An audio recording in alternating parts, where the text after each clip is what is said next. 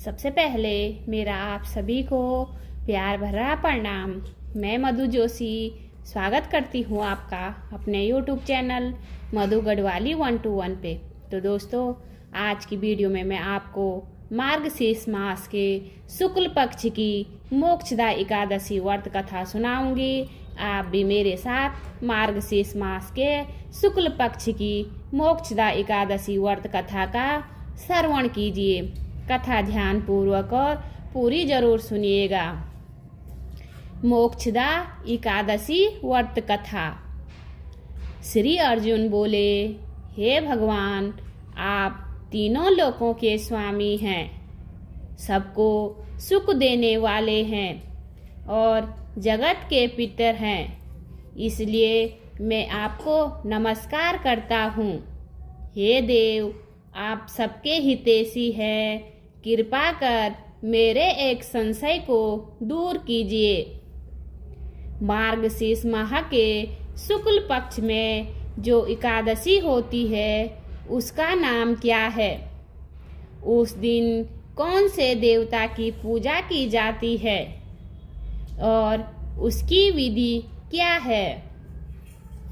भगवान मेरे इन प्रश्नों का विस्तार सहित उत्तर देकर मेरे संदेह को दूर कीजिए। आपकी बड़ी कृपा होगी। भगवान श्री कृष्ण बोले, हे अर्जुन, तुमने अत्यंत उत्तम प्रश्न किया है, इसलिए तुम्हारा यश संसार में फैलेगा। तुम ध्यान पूर्वक सुनो। मार्गशीर्ष माह के शुक्ल पक्ष की एकादशी अनेकों पापों को नष्ट करने वाली है। यह मोक्षदा के नाम से प्रसिद्ध है। इस दिन श्री दामोदर भगवान की पूजा धूप दीप नैवेद्य आदि से भक्ति पूर्वक करनी चाहिए। हे अर्जुन, अब मैं एक पुराण की कथा कहता हूँ। इस एकादशी के व्रत के पुण्य के प्रभाव से नर्क में गए हुए माता पिता पुत्र आदि को स्वर्ग की प्राप्ति होती है। इसकी कथा इस प्रकार है, तुम ध्यान पूर्वक सुनो। प्राचीन गोकुल नगर में बेखानस नाम का एक राजा राज्य करता था। उसके राज्य में चारों वेदों के ज्ञाता ब्राह्मण रहते थे। एक रात्रि को स्वप्न में राजा ने अपने पिता को नर्क में पड़ा देखा।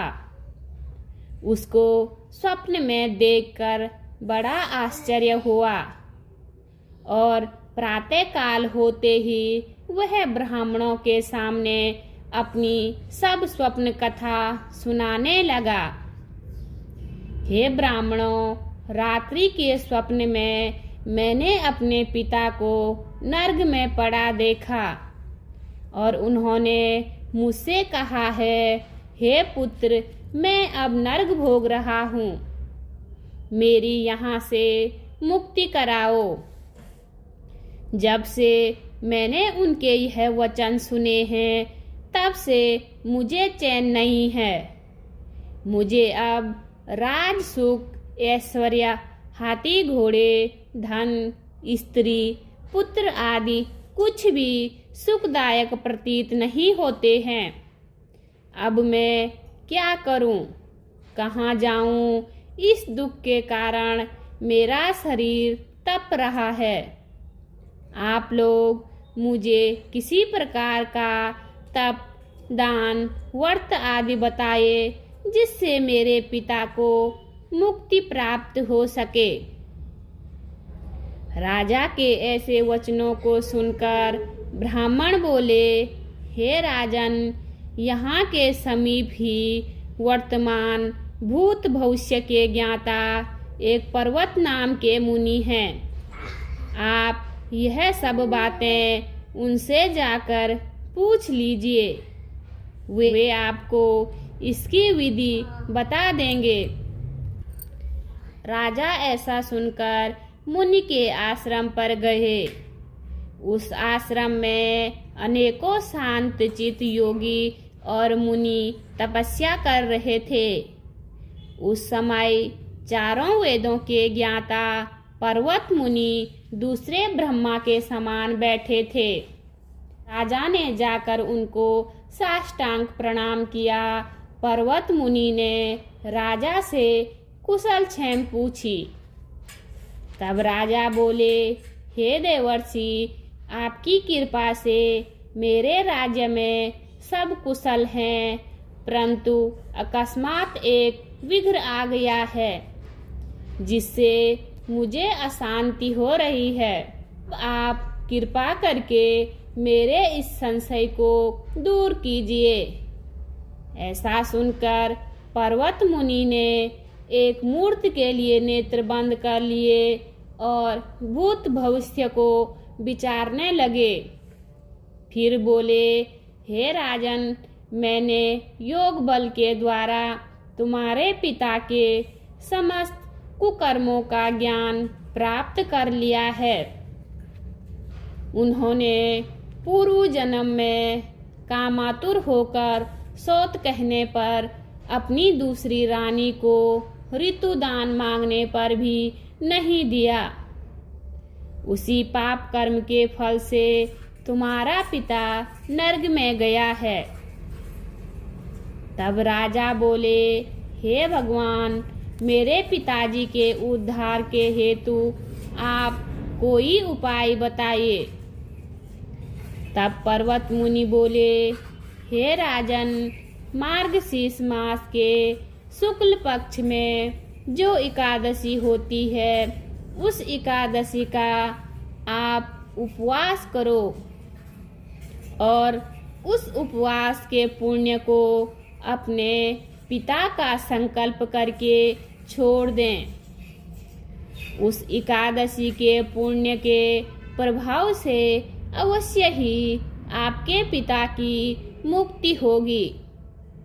मुनि के वचनों को सुनकर राजा अपने राज्य में लौट आया और कुटुंब सहित मोक्षदा एकादशी का उपवास किया। उस उपवास के पुण्य को राजा ने अपने पिता को दे दिया, अर्थात संकल्प छोड़ दिया। उस पुण्य के प्रभाव से राजा के पिता को मुक्ति मिली और स्वर्ग में जाते हुए अपने पुत्र से बोला, हे पुत्र, तेरा कल्याण हो। यह कहकर स्वर्ग चला गया। मार्गशीर्ष माह के शुक्ल पक्ष की मोक्षदा एकादशी को जो व्रत करते हैं, उनके समस्त पाप नष्ट हो जाते हैं और अंत में स्वर्ग लोक को जाते हैं। इस व्रत से बढ़कर मोक्ष देने वाला दूसरा कोई भी व्रत नहीं है। इस कथा को सुनने व पढ़ने से वाजपेयी यज्ञ का फल मिलता है। यह व्रत मोक्ष देने वाला चिंतामणि के समान है। बोलिए विष्णु भगवान की जय। एकादशी व्रत का परिचय।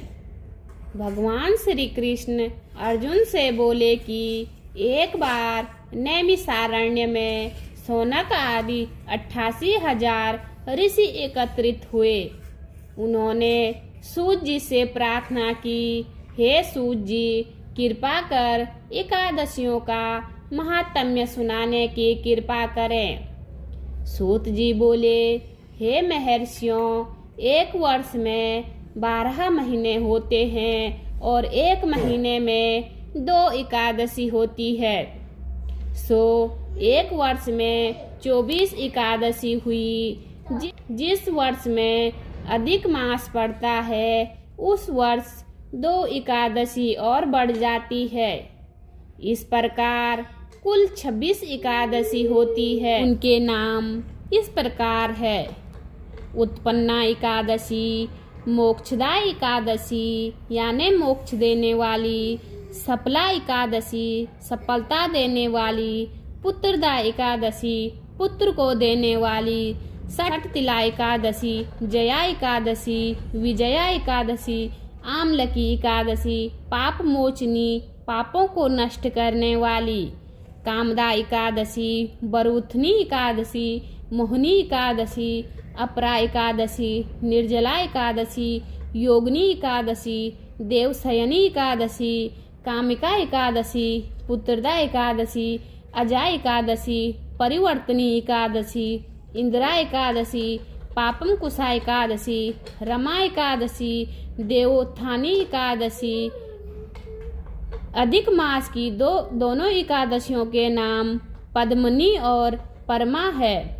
ये सब एकादशी यथा नाम तथा फल देने वाली है। एकादशी के महात्म्य का वर्णन।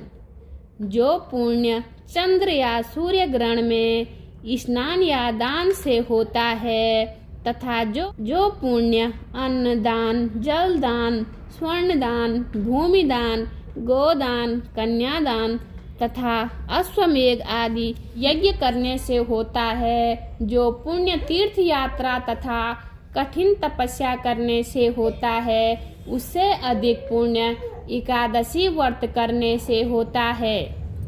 एकादशी व्रत रखने से शरीर स्वस्थ रहता है, हृदय शुद्ध होता है, श्रद्धा भक्ति उत्पन्न हो जाती है। प्रभु को प्रसन्न करने का मुख्य साधन एकादशी का व्रत है। एकादशी व्रत करने वाले के पितृ कुयोनि को त्याग कर स्वर्ग में चले जाते हैं। एकादशी व्रत करने वाले के 10 पुरखे पितृपक्ष के और 10 पुरखे मातृपक्ष के तथा 10 पुरखे पत्नी पक्ष के वैकुंठ को जाते हैं। दूध, पुत्र, धन और कीर्ति को बढ़ाने वाला एकादशी का व्रत है। एकादशी का जन्म भगवान के शरीर से हुआ है। यह प्रभु के समान पतित पावनी है, अतः आपको लाखों प्रणाम है। उम्मीद करती हूँ आपको वीडियो पसंद आई होगी।